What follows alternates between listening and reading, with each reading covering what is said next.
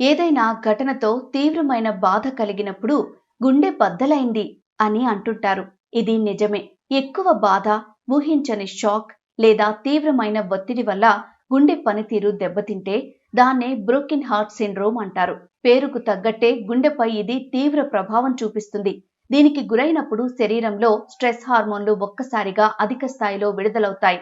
ఇవి గుండె కండరాలపై ప్రభావం చూపిస్తాయి. బ్రోకెన్ హార్ట్ సిండ్రోమ్ కు గురైనప్పుడు ఎలాంటి లక్షణాలు ఉంటాయి? దీనికి హార్ట్ అటాక్ కు తేడా ఏంటి?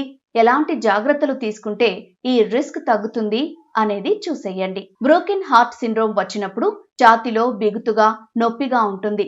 ఊపిరి సరిగా పీల్చుకోలేక ఇబ్బందిగా ఉంటుంది. గుండె కొట్టుకునే వేగం పెరుగుతుంది. తల తిరగడం, బలహీనంగా అనిపించడం జరుగుతుంది. ఈ లక్షణాలు కనిపించిన ప్రతిసారి హార్ట్ అటాక్ వచ్చిందేమో అని భయపడుతుంటారు.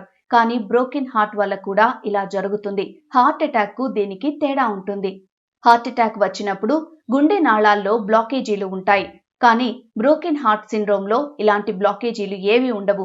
దానికి బదులుగా గుండె కండరాలు తాత్కాలికంగా బలహీనంగా మారుతాయి. ముఖ్యంగా గుండెలో ఓ భాగానికి రక్తాన్ని పంప్ చేసే శక్తి తగ్గిపోతుంది. మీకు బ్రోకెన్ హార్ట్ సిండ్రోమ్ లక్షణాలు ఏమాత్రం కనిపించినా వెంటనే ఆసుపత్రికి వెళ్ళాలి. ఎందుకంటే అది హార్ట్ అటాకా లేక బ్రోకెన్ హార్ట్ సిండ్రోమా అన్నది వైద్యులు టెస్ట్ చేసే చెబుతారు.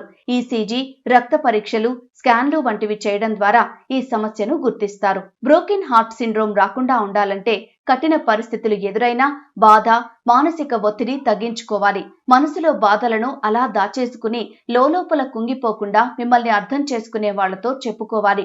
రాత్రిపూట కనీసం 8 గంటలు నిద్రపోవాలి. ఉదయాన్నే తేలికపాటి వ్యాయామాలు చేయాలి. ధ్యానం, యోగా చేయడం వల్ల మానసిక ఒత్తిడి తగ్గుతుంది. మనసులో తీవ్రమైన బాధ, భారం పెరిగిపోతూ ఉంటే అవసరమైన కౌన్సిలింగ్ తీసుకోవడం మంచిది. మానసిక ఒత్తిడి, వేదన ఉంటే అది ఆరోగ్యం పైన ప్రభావం చూపిస్తుంది. ముఖ్యంగా గుండెకు రిస్క్, కుంగుబాటు ఉన్నప్పుడు తగిన జాగ్రత్తలు తీసుకోవడం చాలా ముఖ్యం.